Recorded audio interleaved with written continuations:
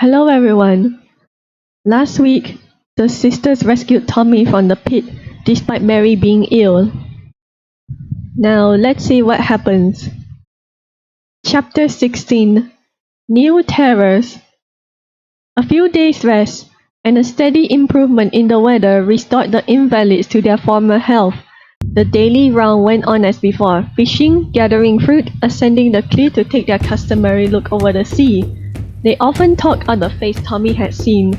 It was more mysterious than ever. Elizabeth, while her sisters were still confined to the hut, made a visit by herself to the orange grove, and determined if she saw the face to discover once and for all to whom it belonged. But though she looked in every tree and bush and scoured the neighborhood thoroughly, she never once caught sight of the face with the two burning eyes.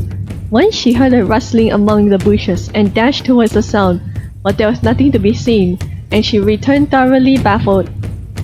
One morning, when Elizabeth was preparing breakfast, she heard Mary, who had gone to the lookout, shouting in great excitement. The two other girls rushed to join her, and saw far away in the offing a three-masted ship under full sail. The breeze was light, and the vessel appeared to be moving very slowly. Mary had already waved her handkerchief. The others did the same, but they soon realized that the ship was too far away for their signals to be noticed. "Let's go after her in the boat," suggested Tommy. "They might see that moving on the water." As there seemed just a possibility of thus attracting attention, they ran down to the beach and launched the boat. Elizabeth, being the strongest, took the sculls and pulled as hard as she could towards the opening in the reef, while Tommy steered, and Mary from time to time rose in her place and waved her handkerchief. By the time they came into the open sea, the ship was almost opposite to them, sailing due west. There was no sign that they had been observed. She held steadily to her course. They shouted. Tommy put her fingers to her lips and gave a shrill whistle, an accomplishment which some of her friends at home had condemned as unladylike. But the ship stood on her way. The girls' hearts sank as they saw the distance between it and them gradually widen, and Elizabeth, who had been pulling gallantly for half an hour or more, at last collapsed on her oars. They were all too much upset to speak. To have seen a vessel at last, after so many weeks of waiting, and then to be passed by, was a terrible disappointment to them. They were distressed not merely at the loss of the chance of immediate rescue, but at the staggering thought that the same thing might happen again. It was evident that the island lay out of the usual track. No vessel could ever have a reason for visiting it, and lacking the power of making effective signals, they might remain there for years and years without anyone ever being aware of their existence. The light boat rocked to the long Pacific swell, and the girls battled with their tears. They strained their eyes after the dwindling vessel, hoping against hope that even yet she might change her course and come back to them. But when there was nothing but a speck on the horizon, Elizabeth, her face full of despair, took up the sculls again and began to pull slowly in silence towards home. As the boat's head turned, they were aghast to find how far distant they were from the island. The high cliffs seemed little more than a low bank. Clearly they were miles away. Elizabeth, knowing that her sculling powers could not wholly account for the great distance, suddenly remembered the current. From the time the boat passed the reef, it had been subject to the full strength of the ocean stream that swept the shore. They would have to row back against it, and with the sun mounting higher, and no food or water on board, they realized that they must look forward to hours of discomfort in not actual danger. The boat made little headway against the current, and Elizabeth had worked so hard that now she was scarcely able to move the sculls. "Tommy, can you take my place for a little while?" she said. "I will row again after a rest." They exchanged places, stooping low and moving very carefully. The boat lost many yards while the exchange was being made. Tommy had quite recovered her strength, and was able to take a long spell at the sculls, but progress was very slow. Elizabeth steered with the idea of getting under the shelter of the island. She noticed by and by that Tommy was tiring, and proposed to take the sculls again, but Mary pleaded to be allowed to share in the work. Thus relieving one another, they crept gradually towards the island, not daring to cease sculling altogether, and yet finding it more and more exhausting as the day grew hotter. By almost imperceptible degrees, the cliffs heightened and objects upon them became more distinct. The girl who was steering at the time encouraged her sculler by mentioning each new landmark as it became distinguishable. Recognizing that it would be hours before they could attain their own little harbor, Elizabeth decided to make for the nearest point of the shore in the hope of finding another landing place. At last they began to benefit by the shelter of the island, and their progress became more rapid. But when, after exertions that had tried them all severely, they came out of the current into comparatively still water near the shore, they had to row for some distance before, in a cutting between the cliffs, they discovered a broad, sandy beach on which it was possible to land. Here they pulled the boat for a few yards up the sand, and then hurried along the chain in search of fresh water to assuage their burning thirst. Within a short distance of the beach, a chain was covered with vegetation, among which they saw several coconut palms. To these they hastened in the hope of finding some nuts upon the ground, but there were none. Tommy looked longingly up into the trees, but it was impossible to climb them, and the girls hurried on again, expecting to find somewhere in a rill trickling from the high ground to the sea. When they had gone some distance, the trees thinned, and they saw some hundreds of yards in front of them a sheer wall of rock rising to a considerable height and dotted here and there with scrub. "Do you know, I believe that's the end of the ridge," said Elizabeth, who had a shrewder eye than the others for country, and had a better notion as to the part of the island to which they had come. "I don't care," cried Tommy. "That's what I want." She pointed to a sparkling waterfall that plunged over a ledge a good way to their left. They ran eagerly towards it, scrambling over impediments, and soon came to the stream with which the water fed. And then they threw themselves down and gulped large draughts of the cold water. After resting for a while on the grassy bank, Elizabeth looked at her watch. "It is past 2, she said. "What a time we have been!" "Without breakfast or dinner," said Tommy dolefully. "And no chance of supper either, as far as I can see, if we had to row back." "Perhaps we had better walk it," suggested Elizabeth. "I've had enough rowing for one day." "Can we find a way?" asked Mary. "If we are near the end of the ridge, as I think we are," replied Elizabeth, "we can't go far wrong. It takes us half an hour or more from the ridge home, and I shouldn't think it would take us long to reach a place that we recognize." "You mean the orange grove?" said Tommy. "I won't go past there, I absolutely won't." "Well, dear, I dare say we can go round about," said Elizabeth placably. "Though I'm so tired and hungry, and I'm sure you are too, that the shorter our walk, the better. Let us rest a little longer until it's not quite so hot. But we mustn't stay too long, in case I am mistaken and we find ourselves lost in the dark." After half an hour they rose to make their way homeward. Elizabeth had resolved to follow up the stream until they reached the waterfall, then to strike to the left, skirting the precipice. She expected to come to the thick belt of woodland of which the orange grove was a part. Tommy did not go ahead as her custom was. Since her fright she had been a more sedate and sober Tommy. They had gone but a short distance upstream through a fringe of trees when all at once they halted and started back.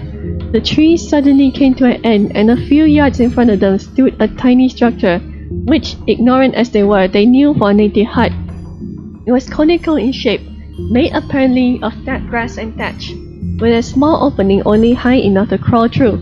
It was placed at the foot of a slope, and the space before it had evidently been cleared by hand, for there were stumps of trees here and there. The three girls, struck with consternation, slipped back within the sheltered trees. Tommy clung onto Elizabeth's hand. Here was confirmation of her story. It said much for her restraint, or perhaps for the renewal of her fears, that she did not turn upon Mary with a whisper, "I told you so!" Elizabeth had determined if she should see a native to show a bold front and try to make friends with him. Now, though Tommy on one side and Mary on the other were pulling her back, she stood her ground whispering, "Wait, perhaps it is deserted." But she had scarcely uttered the words when, from among the trees on the other side of the stream, about 200 yards away, they caught sight of a native approaching. They were only aware that it was a figure of a man. All Elizabeth's bold resolutions evaporated. Without waiting to take in any details of the stranger's appearance, they fled noiselessly among the trees, swerving to the left of the course they had intended to follow. They ran until they were out of breath, glancing round fearfully every now and again. Had they been seen, would the savage pursue them? There was no sign of pursuit, and when breathlessness forced them to walk, they stepped out quickly, not daring to speak. They were in a part of the island utterly unfamiliar to them. Elizabeth had quite lost her bearings.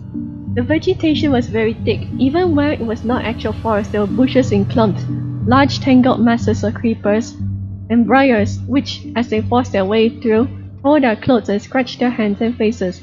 They stumbled over obstacles at almost every step. Here and there the ground rose steeply, and the haste of their ascent made them pant for breath. After a time, Elizabeth, always quickest to recover her self-possession, began to reproach herself for giving way so easily to panic. "What an idiot I was," she said in a whisper. "The idea of running from a solitary creature." "But he was a cannibal," said Mary.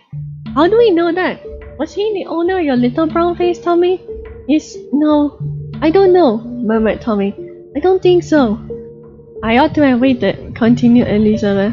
"We might at least have seen whether he was young or old. Why, for all we know, he is a white man cast away like ourselves." "He had no coat on, I saw that," said Mary. "He may be a native hermit then. There are such people among the savages, I suppose." "But there may be hundreds," said Tommy. "Living in one little hut? Nonsense." "There may be other huts, we can't tell," said Mary. "The savage may have been coming from one of the others."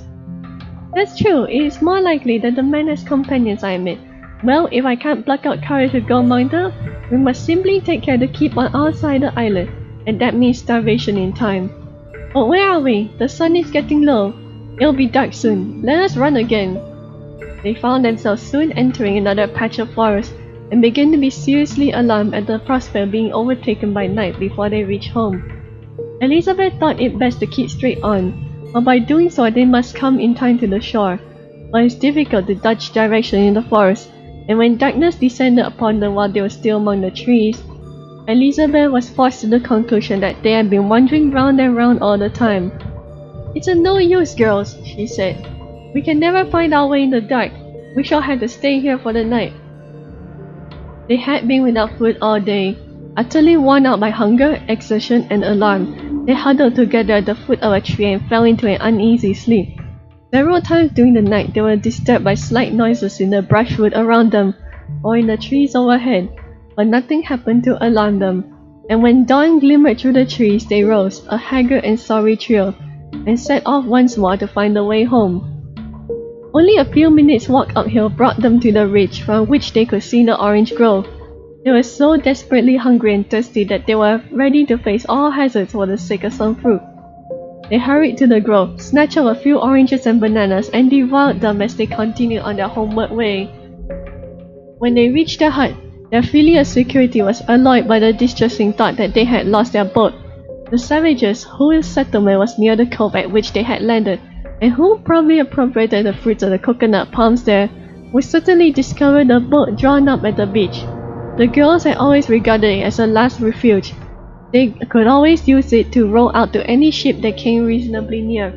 If they failed to attract the attention of those on board in any other way, they felt that its disappearance very likely doomed them to a lifelong imprisonment on the island, and their hearts were heavy as lead.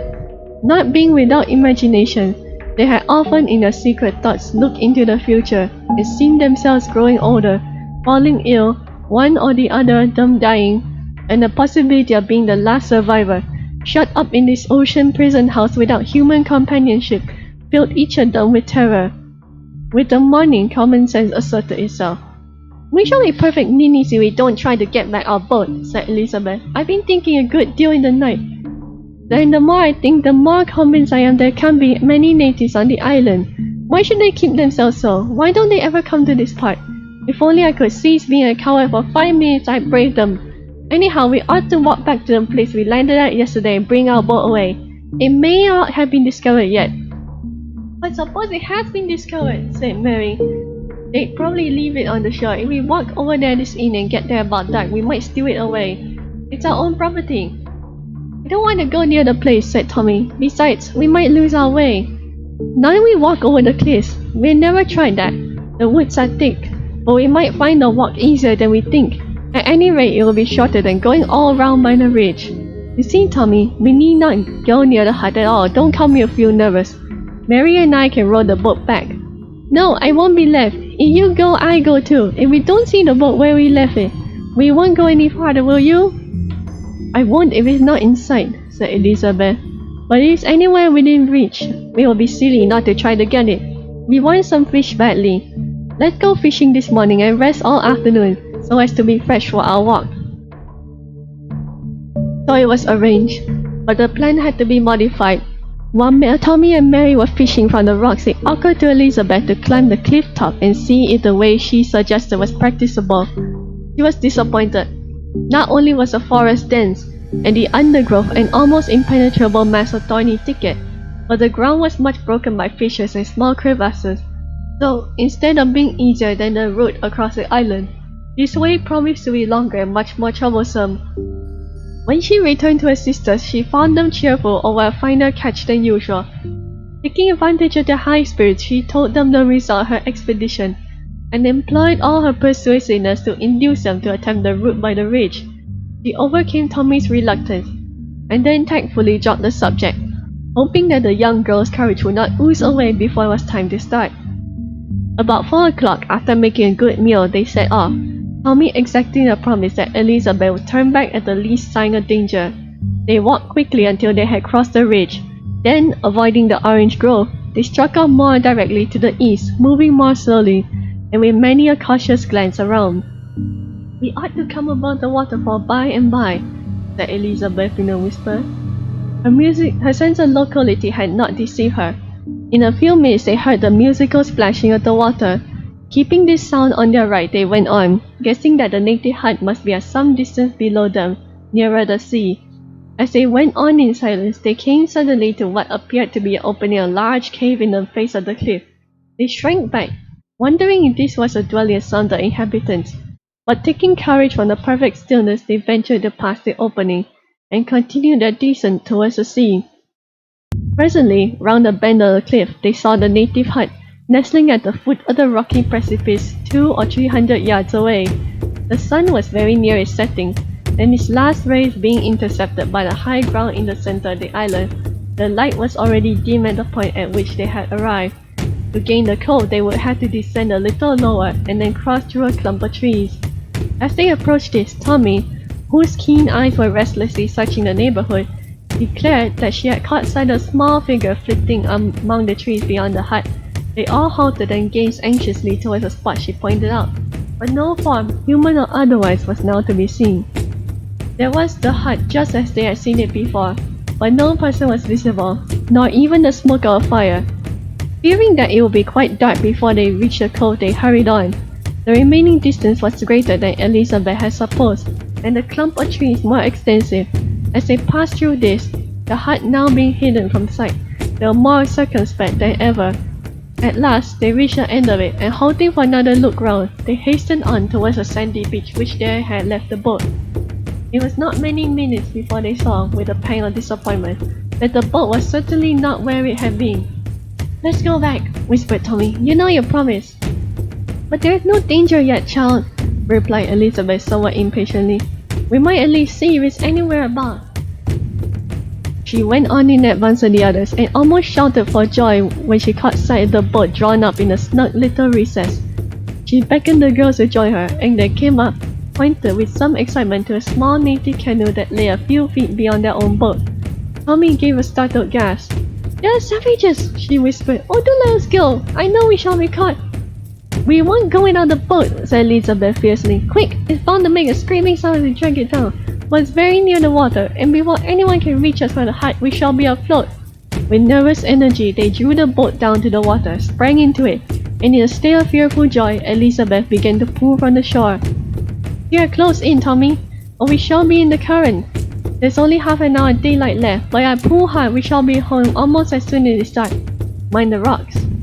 Mary, the only unoccupied member of the party, kept her eyes fixed on the shore.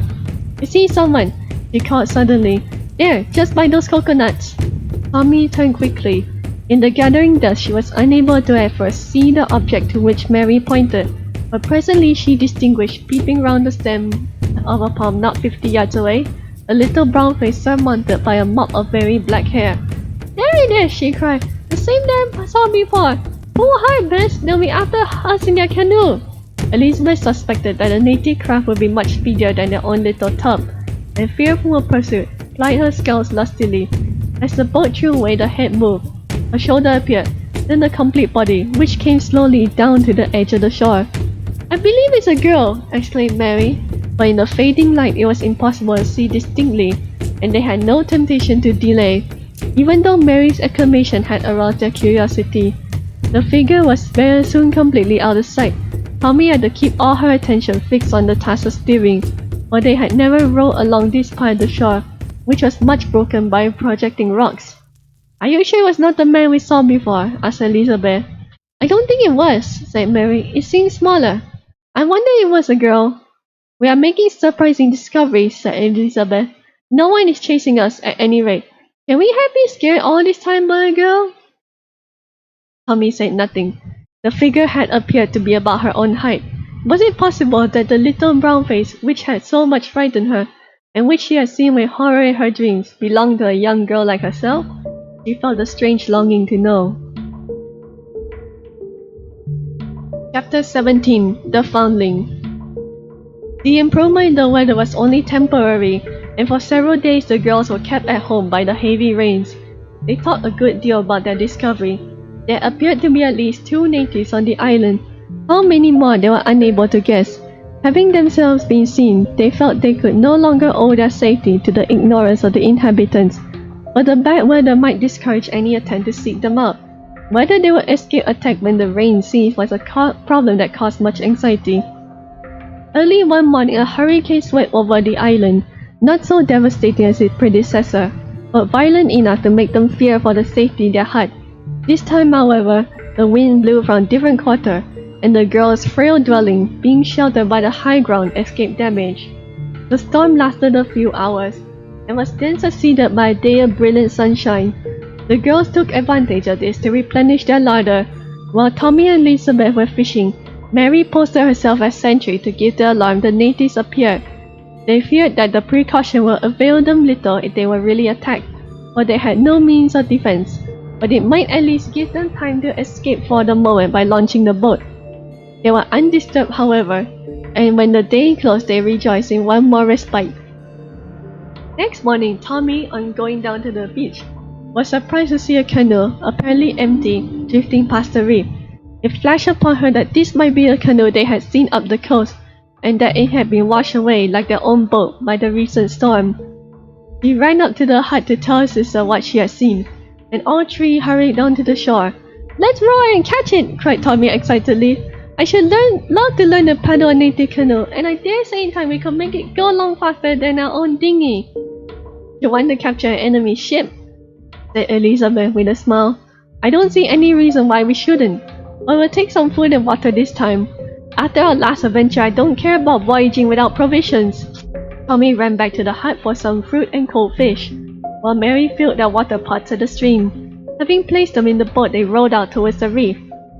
By the time they were afloat, the canoe had drifted out into the main current and was being carried rapidly away. The sea was calm, and Elizabeth's vigorous strokes brought the boat in 20 minutes or so within a few yards of the canoe. Suddenly, Mary, who had been keeping a lookout in the boat, uttered a startled exclamation. "Yes, I believe there's someone lying in it!" Elizabeth at once lay on her oars. "Row back," whispered Tommy. "It's one of the savages. He's hiding in the decoys or something." Elizabeth's common sense asserted itself. "That's not likely," she said. "How would he suppose that we should row out? We couldn't get away now if he tried if he has a paddle. If he hasn't, he can't do us much harm. Now's the best chance we have of making friends." "Don't best," whispered Tommy anxiously, as Elizabeth dipped the oars again. But Elizabeth was firm, and with a few strokes brought the boat alongside the canoe. Not a sound had come from it. "It's a girl!" exclaimed Mary, now that she could see more clearly the bottom of the canoe. Tommy gave a gasp. Was she to behold the owner of the little brown face at last? Elizabeth no longer hesitated. She drew close to the canoe, shipped oars, and laid a hand on the side. The girls looked down with a sort of odd curiosity. In the bottom of the boat lay a native girl, a brown-skinned pretty little creature, with a string of what looked like teeth round her neck, and a yellow kerchief about her waist. She was perfectly still, her eyes were closed. "She's dead!" whispered Tommy. Her eyes were dilated in excitement. Elizabeth leaned over and placed her hand under the child's breast. "No, she's alive," she said. "But her heart's beating very faintly. Some water, Mary, quick!" It was impossible, placed as she was, to pour any water into the girl's mouth, but Elizabeth sprinkled a little on her hair. After a time the girl stirred, opened her eyes, and moved her lips. but no sound came from them. In a moment her eyelids again drooped. "She's absolutely done," said Elizabeth. "We towed the canoe home. Tommy, fasten the painter. The poor child's very bad." The boat's head was turned, and Elizabeth rowed as hard as she could against the current. Fortunately, they had not come very far beyond the gap in the reef. When the boat reached still water, it traveled much faster, and within an hour of leaving they regained the shore. During this time, Tommy had thrown an occasional glance over her shoulder at the prostrate girl. Once she caught the child's eyes fixed upon her, and felt a thrill as she recognized them. They were the same as she had seen peering out of her out of the bush. She felt no fear now, but a longing to help the little stranger and know more about her.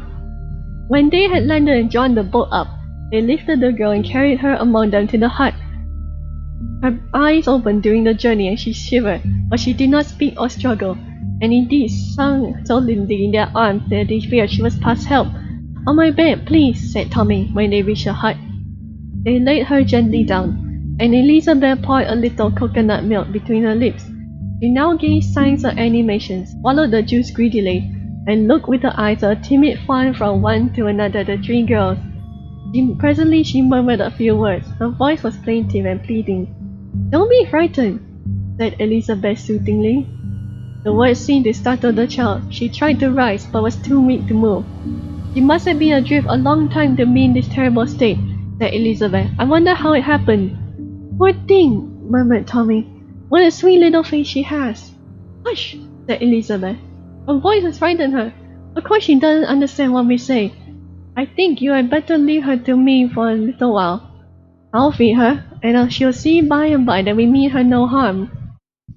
Tommy's face wore for an instant a look of defiance, but she got the better of her inclination to rebel, and when Mary left the hut, Elizabeth remained with the little stranger, feeding her at frequent intervals, bending her head, occasionally murmuring a word of encouragement.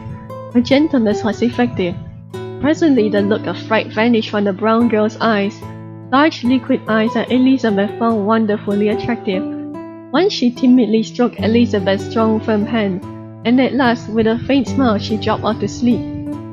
"She's asleep," said Elizabeth, quietly going forth to join her sisters. "What an extraordinary thing to happen!" "Look here, Bess," said Tommy fiercely. "You think you're going to keep her to yourself? You surely are well mistaken. I saw her first. You wouldn't believe me. And now I look after her, so there!" "Instead of the parrot?" Mary could not help saying. Elizabeth frowned at her.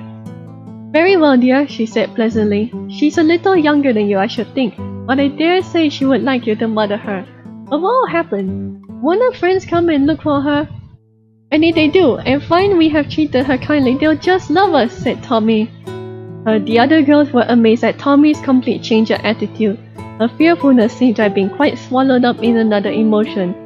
The discovery that the native of whom she had been so needlessly frightened was a girl more helpless than herself filled her with a kind of rapture. She stepped softly into the hut, and seeing that the child was still asleep, placed a pure orange beside her mat, where it must be seen as soon as she awoke. "I wonder if we ought to go to the native hut and try to explain to the people that the girl is safe," said Elizabeth, as they sat on the grass eating their dinner. "Certainly not," said Tommy decisively. "I dare say they were cruel to her, and the poor thing was glad to get away." "What an imagination you have," said Elizabeth, smiling. "For all you know, her mother may be broken-hearted." "I don't believe it. Anyhow, she's too weak to go home, and we shall soon see if she wants to. I'll talk to her by and by, and I'll know she'll be quite pleased to stay with us." Remembering Tommy's ill success with the parrot, the elder girls were amused at her confident belief that she would make the child talk and understand what she said. Indeed, when later in the day the girl awoke and Tommy went to attend to her, the first attempt at opening communication was a complete failure. By way of putting the little patient at ease, the Tommy grinned at her, patted her head, nodded, pointed to herself and said, "Me, Tommy," with the result that the child shrank away from her as if scared. When she realized that she had nothing to fear, she gazed upon the white girl with wide open eyes and the same wondering look as may be seen on the face of a child watching conjurer. The ravenous way in which she ate the food given to her confirmed the girl's belief that she was half starved. She rapidly gained strength, and it became clear that her weakness was due to hunger and not to illness. She began to talk, pouring out her words in liquid tones that fell pleasantly on the English ears. When she saw how puzzled the girls were, she laughed, then with a sober look of reflection, pointed to herself and said, "Me, Tommy," so jolly that the girls screamed with laughter. Just before sunset, when the girls came into the hut for the night, they sat eating their supper and talking about their dusky guest.